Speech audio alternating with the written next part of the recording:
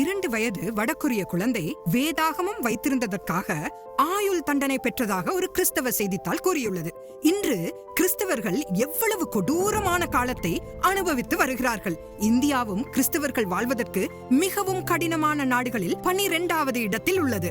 இயேசுவின் நாமத்தில் நித்திய ஜீவனை வழங்குகிற வேதாகமம் இன்று 52 நாடுகளில் ஏன் தடை செய்யப்பட்டுள்ளது? வடகொரியாவை போன்ற பல நாடுகளில் கிறிஸ்தவர்கள் கொடூரமான சூழ்நிலைக்கு உள்ளாக்கப்படும் அரசியல் முகாம்கள் உள்ளனவாம். வேதாகமத்தின்படி இந்த காலத்தின் முடிவு நெருங்கி வருவதால் தனது காலம் மிக குறைவு என்று அறிந்த சாத்தான் கர்த்தராக இயேசு கிறிஸ்துவை நம்புகிறவர்களுக்கு பெரும் அழிவை உண்டாக்கி வருகிறான். இதனால் தான் இயேசு கிறிஸ்துவின் 2ஆம் வருகைக்கு பிறகு சாத்தான் பாதாளத்தில் 1000 ஆண்டுகள் அடைக்கப்படுவான். ஆகவே இயேசுவை நேசிப்பவர்கள் அவருடன் 1000 வருட அரசாட்சியில் சமாதானத்தோடு கழிக்க முடியும் என்பதில் ஆச்சரியமில்லை.